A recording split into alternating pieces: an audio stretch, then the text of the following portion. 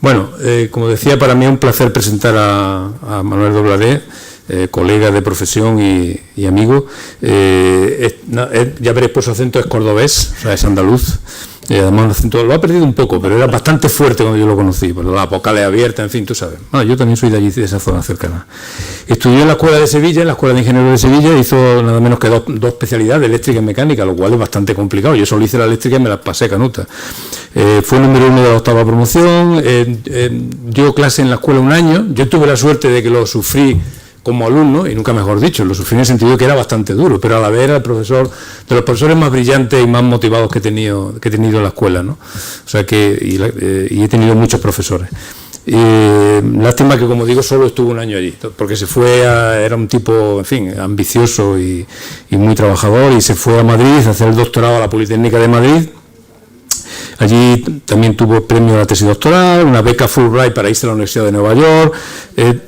Fue precoz en todo, Manolo ha sido precoz en todo, de hecho tenía todos los profesores tenemos un mote, él tenía alguno relacionado con su juventud. Sacó la cátedra a los 28 años, en el año 84. Ha sido profesor visitante en Stanford, en París 12, en Nanjing Tech, donde es profesor distinguido. Ha dirigido de todo, ha gestionado de todo, como nos pasa a muchos también en la universidad, que hemos tenido que dirigir el departamento, la Escuela de Ingeniería, y también fue promotor y primer director del Instituto de Investigación en Ingeniería de Aragón, del Centro Nacional en Red en Bioingeniería, Biomaterial y Nanomedicina. Porque él he dicho que es catedrático, pero no he dicho dónde, es catedrático de la Universidad de Zaragoza. O sea, se ha movido mucho. También fue director científico entre 2011 y 2016, esto ya nos pilla más de cerca, de ICEO, de Abengoa Research. ¿Os acordáis? El periodo de Abengoa ahí en Bermejales, fue también, como digo, director del Centro de Investigación Corporativo de Abengoa, que era lo que era Abengoa Research.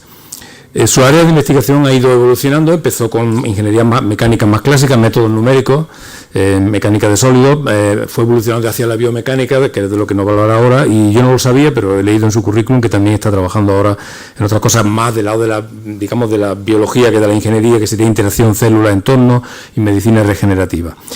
Bueno, tiene tropecientos artículos, no voy a entrar aquí en detalles estos tan técnicos que pueden ver ustedes, varias patentes, pero sí diré que es promotor de 3 spin-offs de la Universidad de Zaragoza.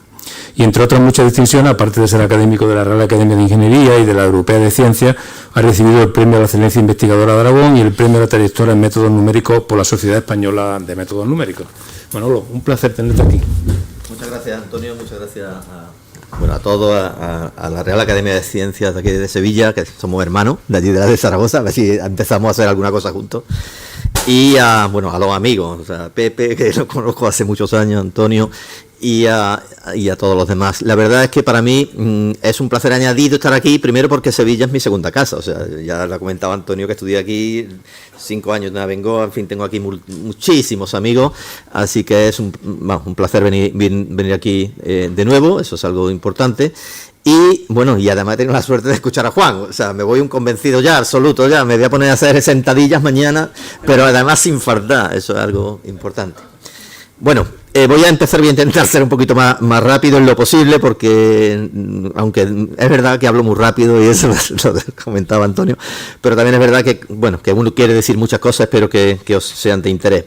Aquí un poco la presentación, en primer lugar una brevísima introducción, que además Juan me la ha dejado, como se dice normalmente, perdonada, huevo, porque es que es prácticamente empezar casi como lo que él ha dicho, y luego comentar distintos facetas, distintos ámbitos de donde esa interacción entre mecánica y biomedicina se ve reflejada. Entonces lo que quería es que veáis pues distintos temas en los que algunos de ellos los que hemos trabajado más, nosotros hemos trabajado menos, pero no es tanto lo que he trabajado, sino que veáis como una disciplina que a priori, salvo después de oír a Juan, que hemos visto la importancia que tiene el movimiento, la mecánica en definitiva, con, en su caso, la salud y el retraso del envejecimiento, en mi caso, en definitiva, con lo que sería la medicina en general, pero que normalmente es más desconocida. Cuando hablamos de tecnologías y medicina, estamos hablando o pensando ya en imagen médica, estamos hablando en los últimos tiempos en inteligencia artificial, en sensores y cosas de tipo, pero muy poco normalmente en mecánica. Vamos a ver que no es así, que la relación entre mecánica y medicina es muy amplia y en muchos temas. Entonces voy a hacer esa pequeña introducción y a continuación, como digo, voy a centrar en varios ámbitos esa relación. Voy a empezar pues hablando de medicina e ingeniería, que tiene que ver más que con la propia presentación mía en sí, con el ciclo, es decir, biotecnología y medicina, ¿no?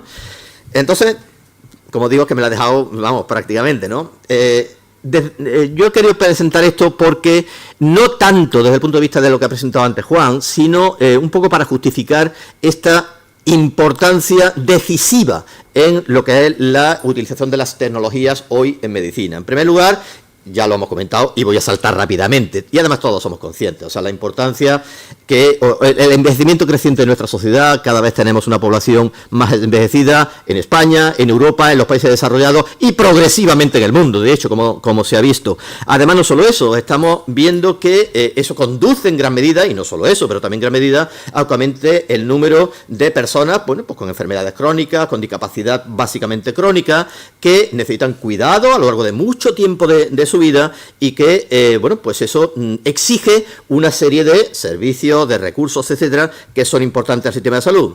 El COVID, antes la gripe aviar, ahora se está hablando de las bacterias multiresistentes.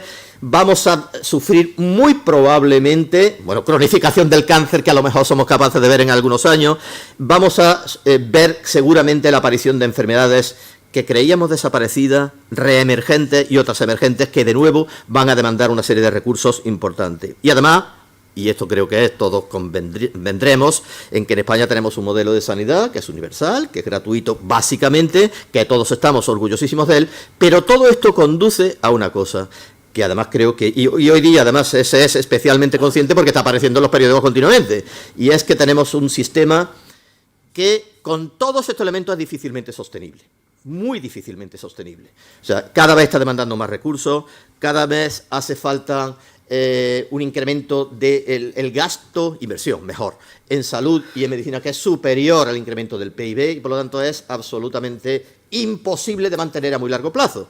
Hace falta otra cosa, hace falta un cambio, hace falta una nueva medicina, hace falta un nuevo enfoque, y hay un conjunto de estudios continuados de cómo abordar este problema, que en España es enormemente importante, pero prácticamente en la totalidad de los países, de una u otra manera. Entonces, bueno, se habla mucho de que hay que incrementar la prevención, lo que hemos comentado antes, hay que retrasar en lo posible el envejecimiento, la ida a los hospitales, en definitiva, tener una vida más saludable. Hay campañas enormes en todos los países del mundo. En Finlandia, no sé si lo saben, pero hay una página web del Ministerio de Salud hace muchos años que permite entrar a cualquier persona para tener recomendaciones de vida saludable, de tener que hacer esto, incluso prediagnósticos, que obviamente luego tiene que ir al médico para confirmarlo, prediagnósticos que le permiten, en definitiva, mejorar su salud de forma autónoma, siempre con el objetivo de reducir en lo posible esos recursos necesarios. Pero, aún así, yo creo que la única posibilidad es el uso intensivo de la tecnología. Algunos me dirán, pero si es que la tecnología es carísima, así es que vas a un hospital y ves allí, aquello es la NASA, ves una cantidad de aparatos enormemente, es cierto, pero no estoy hablando de tecnología solo desde el punto de vista de terapia, o incluso desde el punto de vista de diagnóstico. Estamos hablando de tecnología mucho más de andar por casa. Nuestro teléfono móvil va a ser un elemento que nos va a ayudar muchísimo a mantener nuestra salud, porque vamos a tener continuamente un elemento que nos va a ayudar a ver en qué situación de salud estamos en tiempo real. Nos va a dar pautas de las que comentaba antes Juan para mejora de nuestra salud, y nos va a permitir incluso dar vías de, como digo, prediagnóstico que nos va a permitir avanzar, retrasar en definitiva o disminuir el número de actos de visita médica, en definitiva, a los ambulatorios, a los hospitales, etcétera. Y eso es una solo de los ejemplos que puedo poner, como puede ser, por supuesto, la sensorización ubicua en nuestras casas, muchos elementos que la tecnología hoy día ya permite y que nos va, como digo, espero, todos esperamos, permitir de alguna manera mantener este sistema de salud universal que tenemos y que no queremos perder. Todas estas tecnologías, pues son muchas. Algunas de ellas las van a ver ustedes en estos días que vienen en este ciclo, pero bueno, a mí me ha tocado, porque además es mi especialidad, hablar de la mecánica, ¿no? Entonces yo me voy a centrar en esta, que como digo, bueno, pues dentro de lo que a veces de las que menos se piensa en ella cuando estamos hablando de la interacción con medicina. Entonces, bueno, pues yo también lo pensaba así, hasta que me empecé a meter en este mundillo. Entonces podría hablar primero de qué es esto de la biomecánica, cómo empezó, tal, y más o menos en qué se aplica, y luego veré algunos casos del uso, ¿no?, de esta biomecánica. Bueno, ¿qué es la biomecánica? Bueno, pues simplemente la aplicación de los principios, conceptos de la mecánica, en definitiva del estudio del movimiento y de las fuerzas, que no es otra cosa la mecánica, en su aplicación a lo que sería la biología, lo que serían los sistemas vivos, en definitiva, tanto animales como plantas, como obviamente ser humano.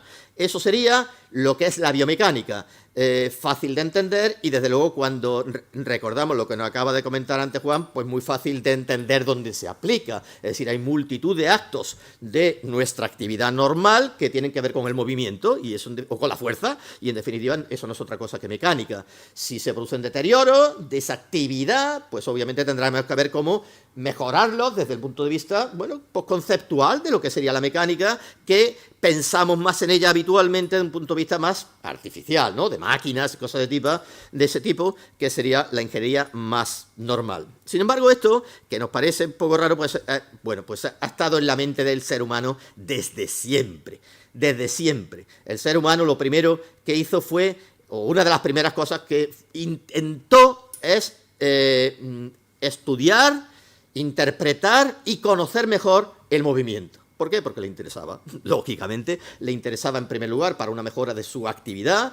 Era importante tener velocidad, era importante tener resistencia, pero también porque querían cazar y querían saber cómo se movían los animales e ir detrás de ellos de una determinada manera. Entonces, eso lo vemos en representaciones en multitud de lugares prehistóricos. Ahí tienen un par de ejemplos, en un par de... la primera es de Altamira, donde se ve el movimiento, es que se ven las patas moviéndose, en este caso de un jabalí, y en el segundo caso, lo que sería una cueva en Tarifa, donde se ve el movimiento, en este caso el vuelo, de una serie de aves. Lo mismo podemos ver de peces. En definitiva, el movimiento es algo que ha estado en la mente humana desde siempre y ha suscitado su interés desde siempre. Por supuesto, de una forma un poco más reglada, bueno, pues cuando ya estuvimos más sedentarios, en asentamientos más importantes, pues ahí tienen ustedes pues algo que para nosotros es totalmente normal. Tú tienes una fractura y lo primero que piensas es en estabilizarla. Poner unas tablillas, como mínimo, si puede ser una escayola mejor. ¿Y por qué? Porque se sabe que si no, no consolida bien, no se cura bien. Necesita tener un grado de inmovilización. Y eso lo sabían ya desde tiempos inmemoriales. Y ahí tenéis una prótesis de un dedo gordo de un pie, que ha aparecido en una necrosis, en una... tumba egipcia, ¿vale? Bueno, pues de hace ya muchos miles de años. Todos los grandes genios de la humanidad han estado interesados de una u otra manera por el movimiento y por el movimiento de los seres vivos. Ahí tenéis una serie de casos de Aristóteles, Hipócrates, el que se supone que es el médico más famoso de la historia, que dio nombre al juramento hipocrático de los médicos actuales, Leonardo, Galileo. Todos ellos han tenido un interés muy especial en entender cómo se define, cómo se realiza, cuáles son las causas, cómo se puede estudiar el movimiento, como digo, de los seres vivos. De una forma, bueno, pues como se podía en cada momento, lógicamente, con los recursos y conocimientos que había en cada momento. Eso es normal. Se ha ido avanzando, no solo en el conocimiento, se fue avanzando también en las técnicas de caracterización del movimiento. Ahí tenéis una de las primeras películas que se hicieron con el objetivo de caracterizar el movimiento, pero desde un punto de vista cuantitativo. Lo que se quería ver es medir la velocidad, lo que se quería ver es cómo se movían las extremidades. Eso se hizo ya en el siglo XIX y, por lo tanto, vuelve a indicarnos la importancia que ha tenido siempre en la mente humana esta característica. Aún más adelante, estamos hablando ya del siglo XX, la biomecánica de alguna manera se formaliza. Pasa a ser una ciencia ya que tiene sus reglas, sus estudios, su planteamiento y además se formaliza su objeto. Ya no estamos hablando de una manera genérica de vamos a estudiar el movimiento de los seres vivos, no. Ahora queremos más. Ahora queremos saber las causas, cómo se puede alterar, cómo se puede mejorar y cuáles son los fundamentos físicos que conducen a esa forma de comportarse un músculo, un hueso, en definitiva, los elementos componentes de un sistema vivo que son los responsables de ese movimiento. ahí tienen a, Yuan Chen Fang, que es considerado el padre de la biomecánica moderna, que es un científico que, a pesar del nombre, era americano, ¿vale? Desarrolló toda su actividad en Estados Unidos, aunque de origen sí era chino, es verdad, pero que de alguna manera empezó a estudiar cómo puede afectar el comportamiento de un sistema vivo y de sus componentes al movimiento, y además cómo ese movimiento de forma retroactiva puede modificar la estructura y el comportamiento de ese ser vivo. Steve C. Cowen, que tuve la fortuna de conocer personalmente, que murió recientemente, es también el padre de lo que se llama la mecanobiología, de la que luego hablaré más adelante y de que en estos momentos no tenemos por qué saber mucho.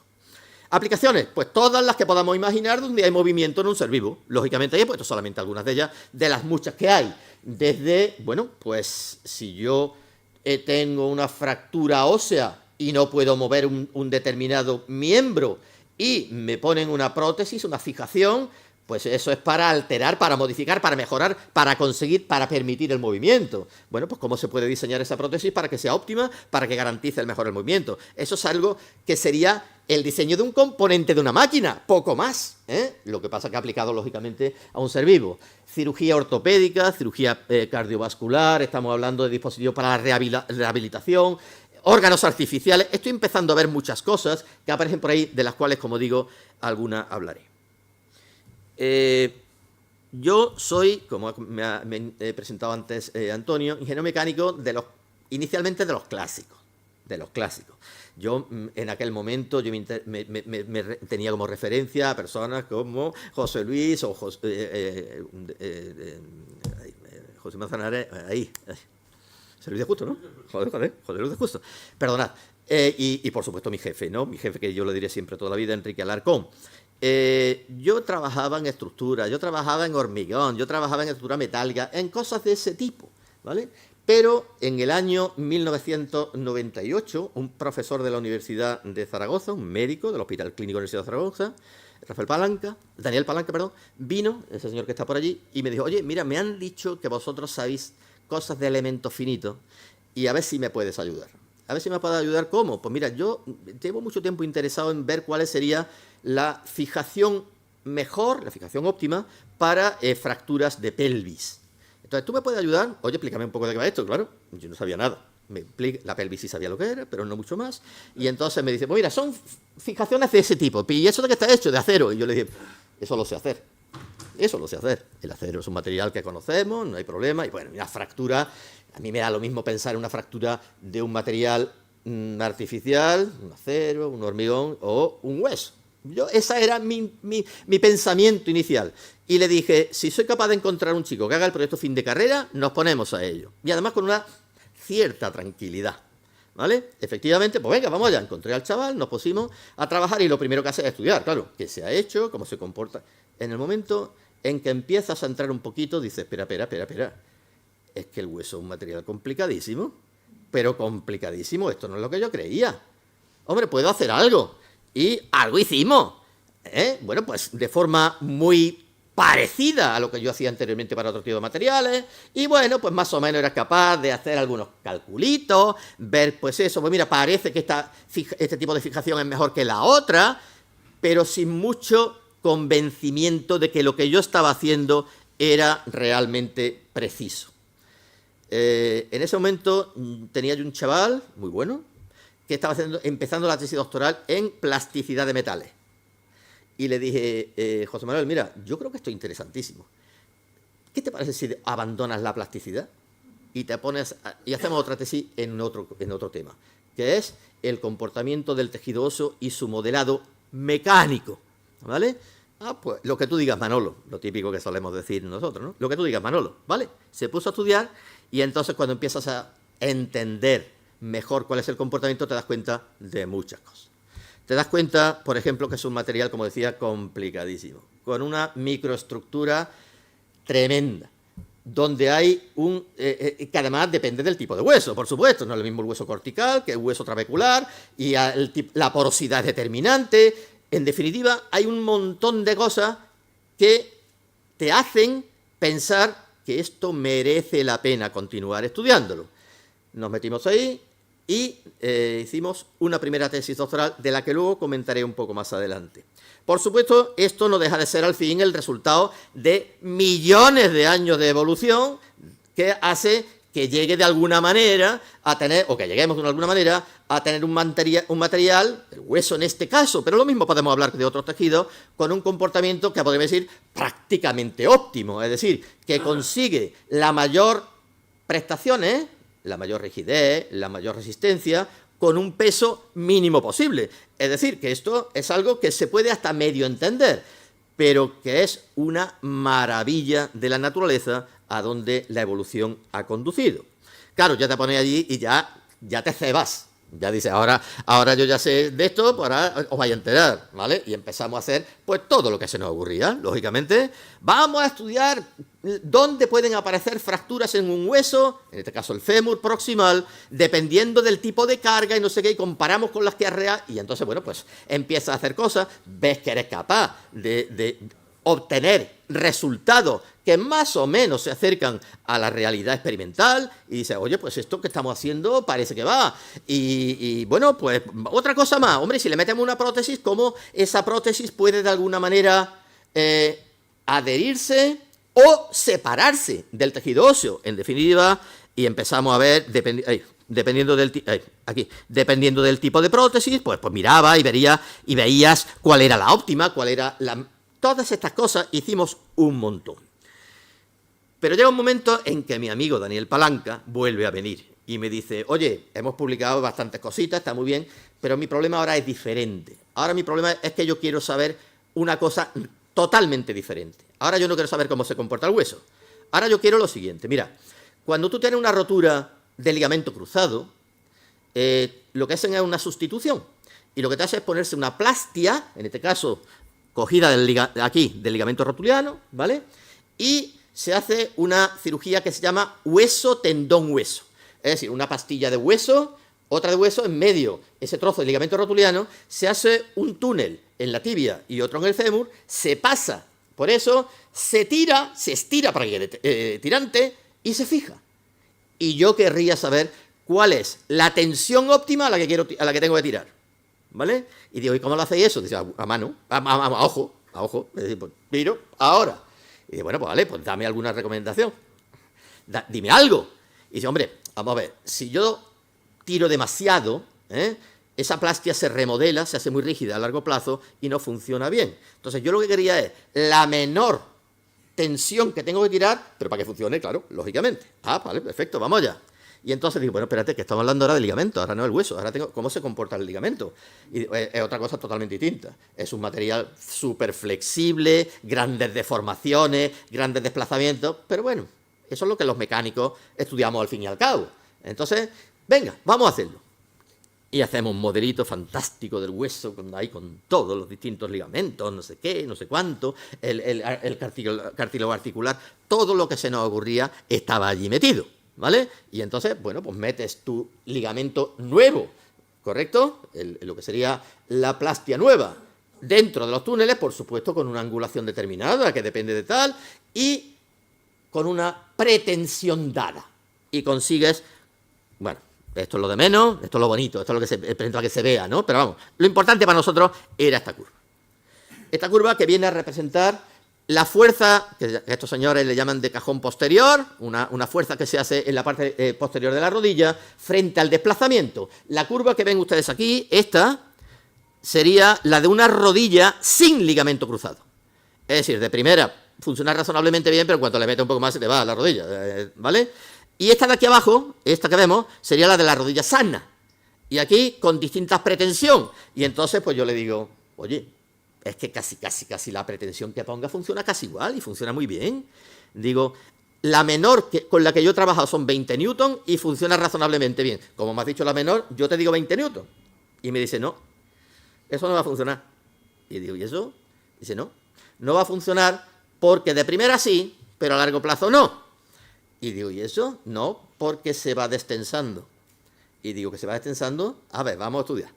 Otra vez. Y me dice, sí, es que claro que el ligamento es un material viscoelástico. Y cuando un material viscoelástico se cicla, va perdiendo tensión. Con lo cual, si le pones muy poquita, Al principio funciona, pero a medio plazo no. Ah, joder, pero yo sé modelar un material viscoelástico. Claro que sí. Vamos a modelarlo como material viscoelástico, vamos a hacerle una serie de preciclados y vamos a ver cómo funciona. Y entonces te das cuenta que efectivamente es cierto y que si modelas ese material como un comportamiento viscoelástico, eres capaz de reducir con un preciclado inicial, que además ellos lo hacen a mano, ¿vale? Con un preciclado inicial eres capaz de reducir esa pérdida de tensión a largo plazo en un porcentaje importante, con lo cual eres capaz de precisar mucho más la pretensión que quieres tener, teniendo en cuenta ahora el comportamiento a largo plazo, ¿vale? Esto yo estaba ilusionadísimo. Otra tesis, esta distinta, ¿vale? He tenido mucha suerte, mucha suerte. Esto no se puede hacer nunca si no tienes gente buena a tu lado. Olvídate, ¿eh? Esto es porque he tenido la suerte de tener muchos estudiantes formidables. Y empezamos a hacer ahora cosas, pero en la rodilla. Ahora ya estamos hablando de tejido blando. Hemos hecho cosas con los meniscos, hicimos cosas con el ligamento, con el disco articular de la articulación temporomandibular. Aquí tenéis, por ejemplo, cómo se desliza ese disco en la articulación esta, en la que la mandíbula con lo que sería el temporal. Y bueno, aquí sería otra figurita que se puede ver, aunque se tarda un poquito más, no voy a entrar mucho en ello. En definitiva, empezamos a trabajar estas cosas. Este lo pongo porque le tengo un cariño especial. Este lo hice aquí en el Hospital Virgen del Rocío de Sevilla con la doctora Emilia Barrot, que conoce bien, y con el doctor Ángel Ginel, aquí, que de casualidad un día por aquí, hablando de otra cosa, dijeron, oye, queremos hacer contigo, e hicimos cosas de prótesis de tráquea, y ahí ya es más complicado, porque tiene que ver ya cómo entra el aire en la tráquea, la disposición, tamaño, posición de la prótesis, etcétera. No voy a entrar mucho en ello. También cosas de aneurismas, cosas también de cirugía refractiva, para ver cuando tienes, pues, por ejemplo, una miopía y te hacen una cirugía, si efectivamente eres capaz de recuperar o no las dioptrías que se suponen que vas a recuperar. Cosas de ese tipo hicimos un montón. Y, bueno, pues al final teníamos una cierta seguridad, es decir, nosotros ya, en fin, controlamos. Ya controlamos, ya estamos en la comunidad, ya se nos conoce más o menos, porque teníamos un background de conocimiento del comportamiento y simulación de los materiales complejos bastante importante. Pero esto fue la primera parte. Vuelvo a la primera, cuando vino Daniel Palanca a decirnos lo del hueso. En la primera tesis ya. En la primera tesis nos dimos cuenta de que todo esto que estábamos haciendo era interesante, pero que tenía un inconveniente muy grave, y era que los tejidos con los que trabajamos son materiales vivos, materiales que evolucionan, materiales que cambian, y que su comportamiento, que hoy estábamos suponiendo que era uno, a largo plazo iba a ser otro. Y no solo eso, sino que ese comportamiento que cambiaba, ese cambio dependía precisamente de lo que estaba haciendo en ellos. Por ejemplo, si tienes un músculo así, como nos ha enseñado antes Juan, es porque has hecho mucho ejercicio. Entonces, no es lo mismo que tú pongas una determinada prótesis, un elemento, en definitiva, que estudies algo a un individuo que va a hacer ejercicio o que no lo va a hacer, porque el comportamiento a medio y largo plazo va a ser completamente diferente. Y entonces dijimos, ¿seríamos capaces de interpretar, de modelar, de estudiar la evolución a largo plazo como material? Y eso es mucho más bonito, porque ya estamos hablando no de un material inerte, un material estático, sino un material que evoluciona. Y eso no se nos enseña tanto en las escuelas de ingenieros, con lo cual ahora sí tenías que estudiar. Ahora tenías que estudiar ya un poquito más de biología, tenías que saber un poquito más de células, tenías que saber un poquito más de homeostasis, en definitiva, de un comportamiento biomédico un poco más avanzado, y eso a una persona que se dedica a investigar o a aprender, pues eso es lo que nos gusta, ¿no? ¿Vale? Bueno, pues descubrimos un nuevo mundo que además en aquel tiempo estaba no más allá de 20 años, así que se había acuñado el término mecanobiología. ¿Qué es esto de la mecanobiología? Bueno, pues la mecanobiología es prácticamente lo contrario de la biomecánica. La biomecánica es cómo las cargas mecánicas hacen o cómo un determinado ser vivo se mueve entre cargas mecánicas. Mientras que la mecanobiología es otra cosa, cómo esas cargas influyen en la evolución a largo plazo de ese sistema vivo. ¿eh? Entonces, bueno, pues ahí tenéis un ejemplito del tipo de los que hemos visto antes. Evidentemente, esto sería Serena Williams, ¿no? Cuando un deportista de élite hace muchísimo ejercicio, pues se le pone unos músculos así, como es lógico. Pero eso no solo son los músculos, eso también son los huesos, y esos también son prácticamente la totalidad de los tejidos humanos o de animales. Ahí tenéis un ejemplo de un hueso osteoporótico o prácticamente sin actividad, en desuso, como decía antes Juan, frente a un hueso trabecular sano, fisiológico.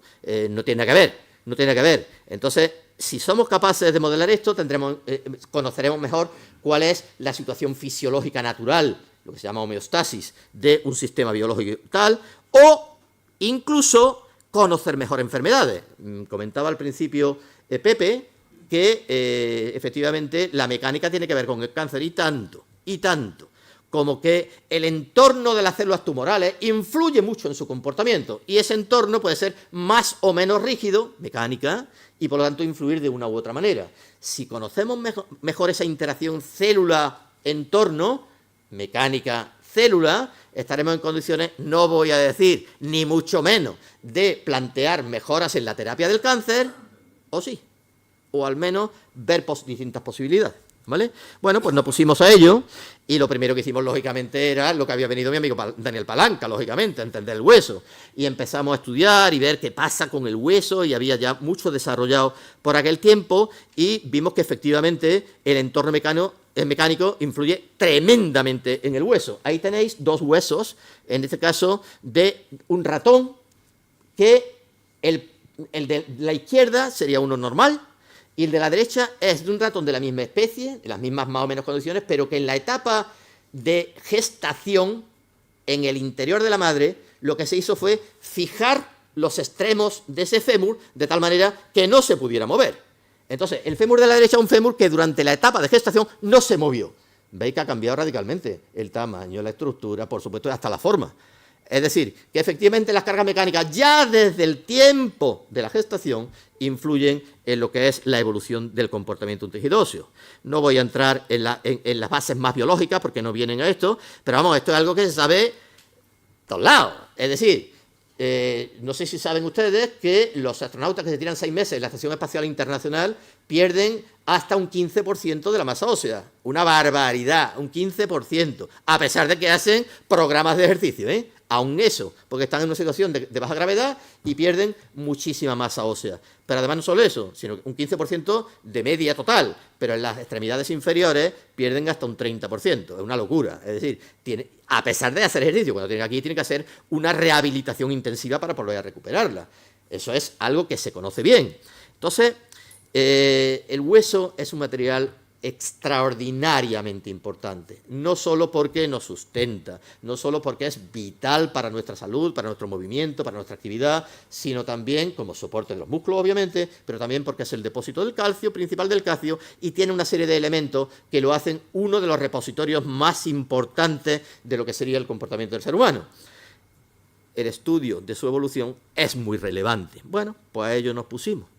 Y entonces, bueno, pues no voy a entrar en estos temas, y desarrollamos un modelo extraordinario, fantástico, que relacionaba la evolución del tejido óseo dependiendo de si era trabecular o no sé cuánto, con las cargas, dependiendo del tipo de carga. No solo eso, la dirección de la carga también, unas maravillas, que al final llegaron a, bueno, pues algo que comparabas con la realidad y parecía que iba razonablemente bien.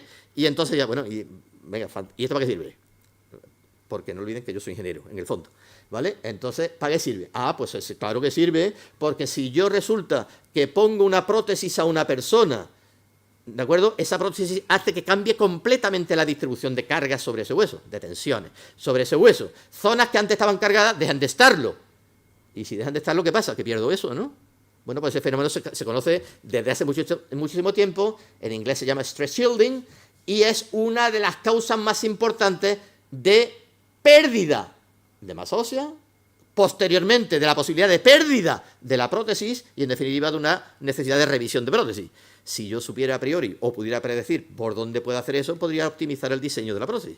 ¿vale? Bueno, pues eso efectivamente te pones a hacerlo y con distintos tipos de prótesis, distintos tipos de fijaciones, y esto fue una cosa chulísima porque vino otra vez, en este caso no fue Daniel, fue otro profesor que estaba también en el hospital de allí universitario de Zaragoza, el doctor Fernando Seral, desafortunadamente fallecido, que vino y me dice, mira, han venido unos suizos que han diseñado un nuevo tipo de fijación para fracturas distales del fémur que dicen que es fantástica. Y no han puesto ninguna y no han pedido aquí que hagamos unas pruebas en Zaragoza. Y, hombre, como tú has desarrollado esto, pues mira que mejor para probarlo. Total, que hacemos esto y obtenemos cosas de este tipo. A ver si se ve bien por aquí. Aquí, esta es. Esta sería el resultado, aquí. Este sería el resultado que nosotros vimos con nuestro modelo de lo que sería la prótesis LIS, Less Invasive System, de los suizos, frente a otros tipos de fijaciones, esto es un clavo distal y tal, que había. Y dijimos, oye, mira, no tenemos ni idea, pero lo que a nosotros nos sale es que esta prótesis va a tener un problemón. Y es que como tiene dos tornillos muy alejados, en esa zona no va a haber una transmisión de tensión suficiente, se va a perder el hueso y va a tener un problema en esa zona, aquí. Va a tener un stress shielding muy acusado en esa zona. Pusieron la prótesis, hicieron los ensayos, no sé qué, y al cabo de año y medio retiraron la prótesis del mercado porque tenía problemas de stress shielding en esa zona. Si hubieran utilizado un modelito de ese tipo, a lo mejor lo hubieran pensado de otra manera, ¿vale? Bueno, pues esto, seguimos avanzando, no voy a entrar en ello, hicimos un montón de cosas de tejido óseo, pero también de healing, de reparación de fracturas óseas, hicimos, y como ven ustedes, a ver si, por aquí, no veo dónde está esto. Aquí. Bueno, pues entonces, aquí tenemos, nada, no voy a entrar mucho en ello, pero sería la representación, los resultados de nuestro modelo, de la reparación de una fractura, en este caso tibial, dependiendo del tamaño del gap de fractura. Entonces, si tienes un gap muy grande, pues no eres capaz de recuperarla, ¿vale? Un gap muy pequeño, pues sí, pero tienes un callo de fractura más pequeñito y tienes problemillas, ¿vale? Y un gap, digamos, intermedio, no voy a dar ni valor ni cosas de tipo, pues sería, digamos, lo normal, ¿vale? Aquí no es lo importante eso, lo importante es la parte de abajo. ¿Por qué? Porque este modelo ya empezamos a utilizarlo para predecir no solo la evolución del tejido en sí, sino el comportamiento celular. Las células que aparecían, cómo iban evolucionando, cosas de ese tipo, ¿vale? Bueno, pues sabíamos ya bastante, ya estábamos de nuevo otra vez en otro nivel y, bueno, pues dice, bueno, pues si yo sé algo de mecanobiología y tal y cual, pues necesitamos biólogos. Nosotros no podemos avanzar sin biólogo al lado. Contraté a un biólogo para mi grupo, el primer biólogo que se contrató en España en una escuela de ingenieros, del cual doctor en biología, estoy satisfechísimo de eso, sigue trabajando con nosotros y hacemos un montón de cosas, pero claro, los biólogos tienen la mala costumbre de empezar a proponerte problemas y empezar a decirte, oye, ¿y esto? Y podíamos mirar aquello, y no sé qué, y tal y cual, pero claro, ellos tienen su propia, lógicamente, sus propios intereses, su propia idea, y no sé cuánto, y te plantean cosas que a ti nunca se te han ocurrido, y que, bueno, pues que no tal.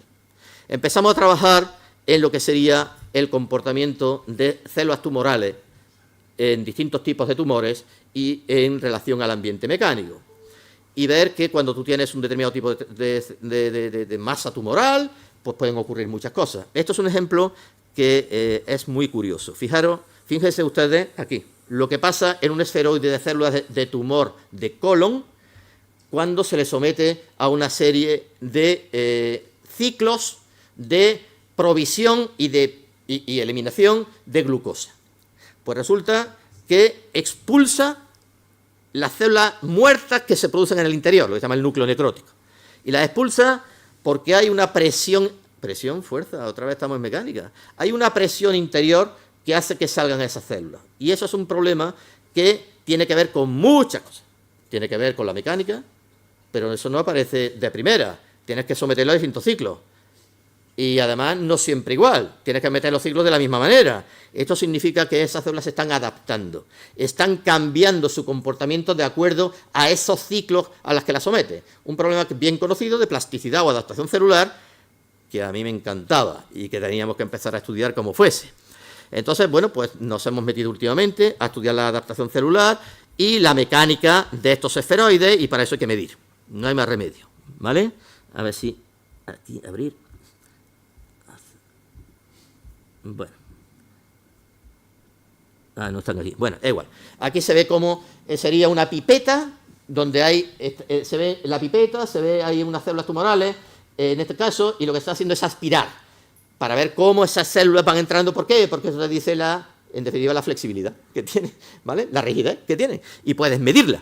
Entonces, estas cosas hay que hacerlas para caracterizar esto, y, bueno, pues entonces nosotros hemos empezado a trabajar en un tipo de cáncer muy agresivo, que es el glioblastoma, un cáncer cerebral, que es un cáncer que con una esperanza de vida bajísima, terrible, y que hace falta entenderlo mejor. Entonces nosotros voy a más o menos así. Parece, o una de las razones que pueden conducir a esa agresividad es la siguiente. Parece que el glioblastoma, como digo, un cáncer cerebral, cuando hay una pequeña oclusión de un vaso en el interior del cerebro, en esa zona no hay oxígeno, porque no llega la sangre, lógicamente, y entonces las células entran en hipoxia, le falta oxígeno. Entonces las células se comportan de verdad, en muchos casos, como los seres humanos. Si yo no tengo comida, me voy a buscarla. Y huyen, migran, buscando otro vaso. Y cuando llegan a ese otro vaso, dicen, ahora estoy bien, ahora te va a entrar. Y empiezan a proliferar, a crecer de forma desmesurada, hasta el punto que pueden llegar a colapsar otro vaso. Ya estamos otra vez lo mismo. Entonces, es un proceso de crecimiento, parada, movimiento, que es muy importante entender. Claro, eso hacerlo in vivo es complicado, incluso en modelos animales. Si lo pudiéramos hacer in vitro, pudiéramos controlarlo in vitro, sería mejor. Bueno, pues eso es lo que nosotros hicimos y empezamos a trabajar con, dispositivos microfluídicos, que es una técnica que te permite controlar muy bien la localización de las células, la provisión de nutrientes, cosas de ese tipo, en un dispositivo muy pequeñito y ver cómo funciona. Es una de las empresas, esa que comentaba Antonio, de las que yo he venido trabajando en los últimos años. Y bueno, pues ves cómo efectivamente aparece, es verdad, el núcleo necrótico en el interior. Esto sería lo que pasa cuando le falta oxígeno. Esta zona interior de células rojas, que ven ustedes, serían células muertas, que aparecen en la zona interior. ¿Por qué? Porque les llega menos oxígeno, simplemente. Entonces, eso se conoce así, y entonces se sabe que, se puede modelar, y se sabe, esto sería otro ejemplito, que hicimos nosotros, que lo que hacíamos era lo siguiente: sembrábamos células en el interior, y aquí 2 canales donde pasábamos fluido con oxígeno. Estaban encantadas. Cierra uno de los canales y resulta que en esa zona no les llega oxígeno. ¿Qué hace la célula? Correr para el otro canal como loca. Exactamente lo que pasa en vivo, pero en este caso con un modelo in vitro. Formar lo que se llama una pseudoempalizada, así se llama. Entonces, ahí tienen ustedes el modelo que nosotros hicimos, donde efectivamente aparece la pseudoempalizada en el segundo vaso después de la migración celular. Esto se puede medir, esto se puede caracterizar y se puede modelar. ¿Por qué? Porque si tú lo modelas, matemáticamente puedes estudiar un montón de cosas. ¿Cuáles son los parámetros más influyentes? ¿Qué pasa si le quito aquello, le pongo esto? En definitiva, puedes entender mucho mejor el problema y ahí, pues estos son algunos de los resultados que hicimos y, en eso estamos trabajando. En estos momentos es prácticamente mi principal tema de trabajo, lo que es el estudio de la mecánica y la influencia sobre la biología celular in vitro para modelos tumorales. Eso es lo que estamos haciendo de mayor importancia. Voy a ser muy rápido en esta porque ya llevo tiempo, pero un poco para que vean ustedes, he dicho que iba a intentar que vieran distintos flashes, ¿no?, de las cosas que se pueden, donde existe esa interacción entre mecánica y biología, y entonces hemos hablado hasta este momento de cómo la mecánica se puede aplicar a la biología, ¿vale? Esto es un caso completamente distinto. Es cómo la naturaleza, la biología, puede influir en la mecánica artificial, en las máquinas. Eso es lo que se llama la biomimética. La biomimética es tratar de imitar a la naturaleza, digámoslo así, ¿vale? Y hay multitud de ejemplos que digamos que caracterizan esto. No sé si ustedes saben cómo se gestó o cómo se inventó el velcro. El velcro que utilizamos todos los días, ¿vale?, para cerrar nuestra cazadora, El velcro se descubrió por un pastor suizo, George de Mestral, que iba con su perrito paseándolo por el campo, y entonces cuando llegó a su casa digo, ay, me cago en la más, que se le han pegado en el pelo las típicas semillas estas que se pegan no sé cuánto. Las miró al microscopio y digo, hostia, macho, es que esto se puede utilizar como para hacerlo artificialmente. Yo no sé cuántos millones de kilómetros de velcro se han fabricado hasta este momento, pero muchos. Y es uno de los inventos, por supuesto, que ha dado más resultados económicos de la historia. Bueno, pues cosas de ese tipo es un ejemplo tan solo de los muchos que hay. Ahí hay unos pocos más.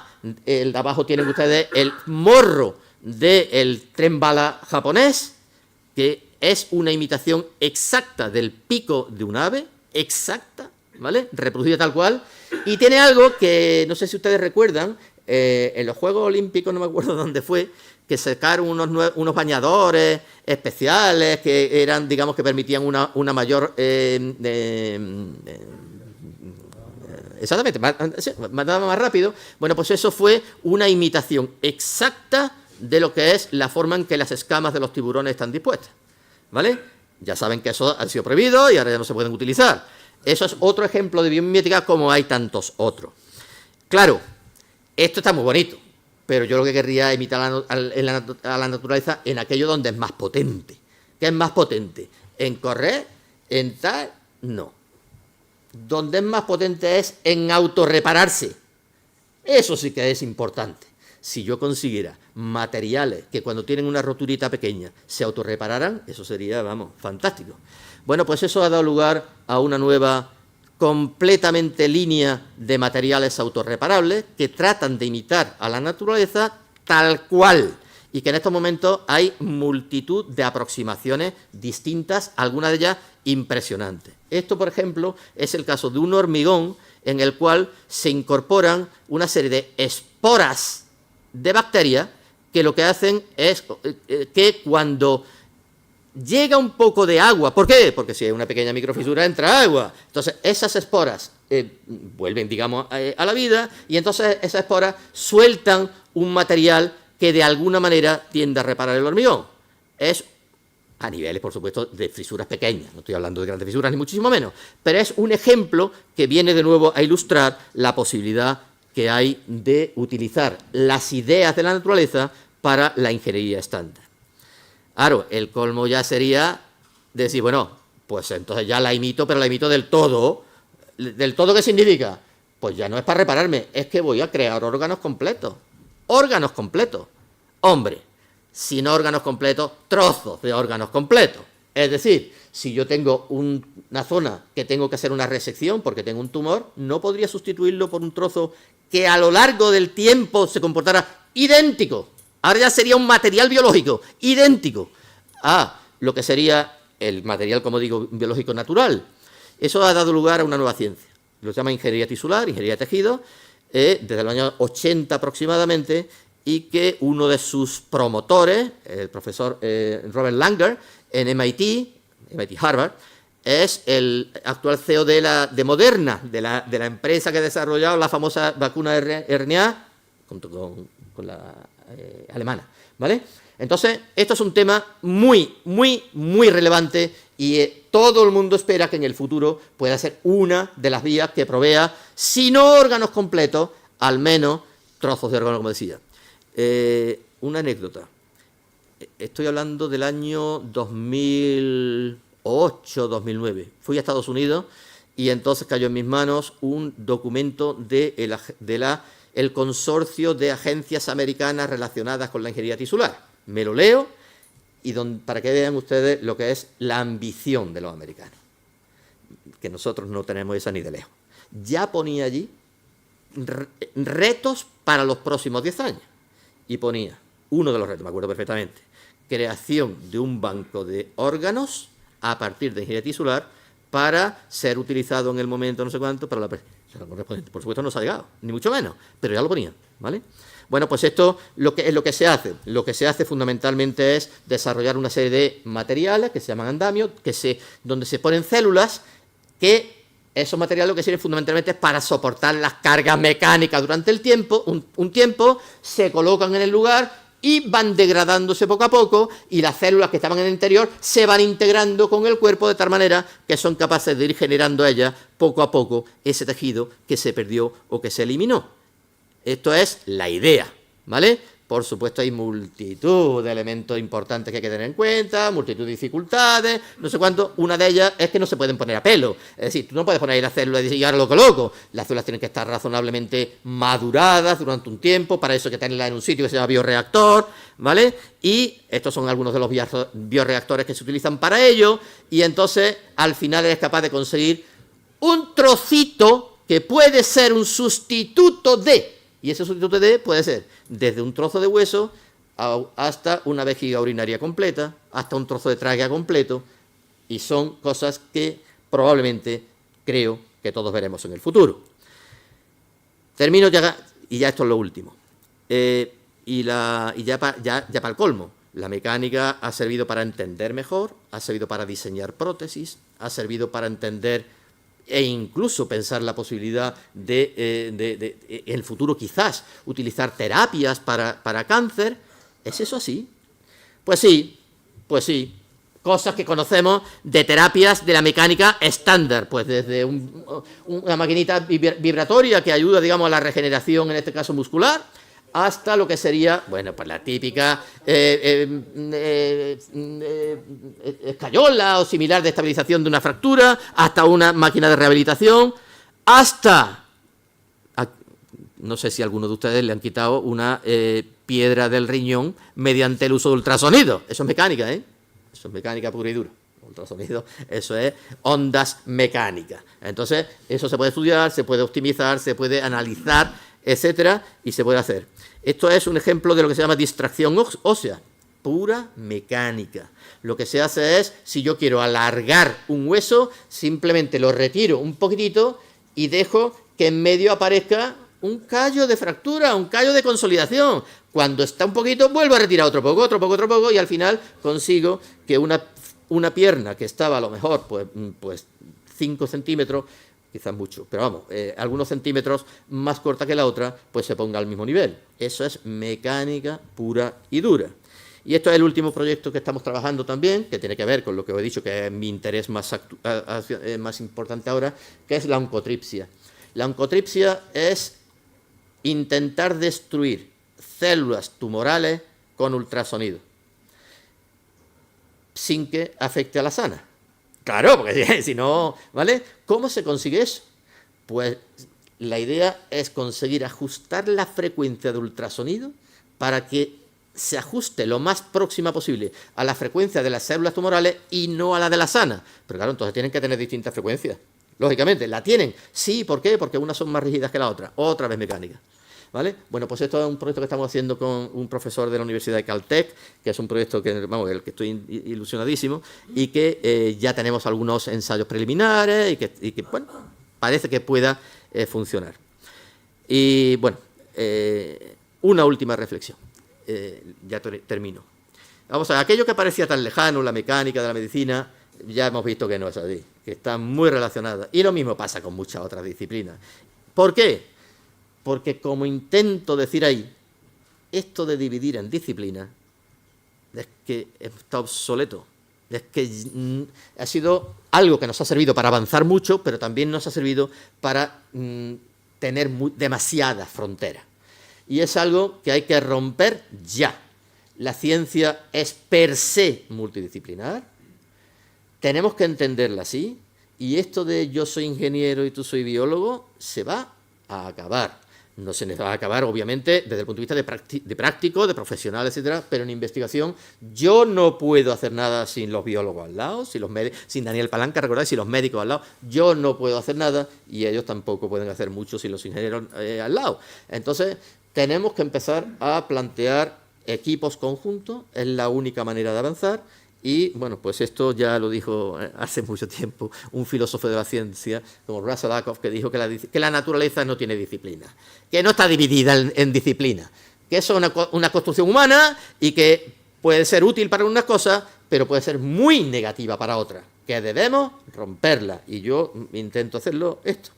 Termino agradeciendo a quien dije al principio, a mi jefe, ¿vale? La persona que me introdujo a esto, la persona que aquí en Sevilla hizo que me despertara en mí la ilusión por aprender y que siempre estaré en deuda con él, Enrique Alarcón, y que, bueno, ha sido pues el autor de una escuela pues la que estoy muy honrado en pertenecer y a la que estaré toda la vida en ella y agradecido. Y por supuesto a mi gente. Estos son algunos de los chicos que han trabajado conmigo, muchos, y ya he dicho que sin ellos nada. O sea, yo no todo lo que he contado lo han hecho ellos. Yo me he limitado a vete por aquí, a ver por allá, vamos a probar, pero no mucho más. Entonces, esto es algo que es muy importante de entender y este es mi grupo actual y por supuesto, bueno, pues todo el mundo que ha conseguido dándome algunos recursos para poder trabajar, porque si no, no se puede hacer nada, ¿no? Pero eso es lo que es. Así que, bueno, pues muchas gracias y no sé si me he pasado, seguramente sí, pero...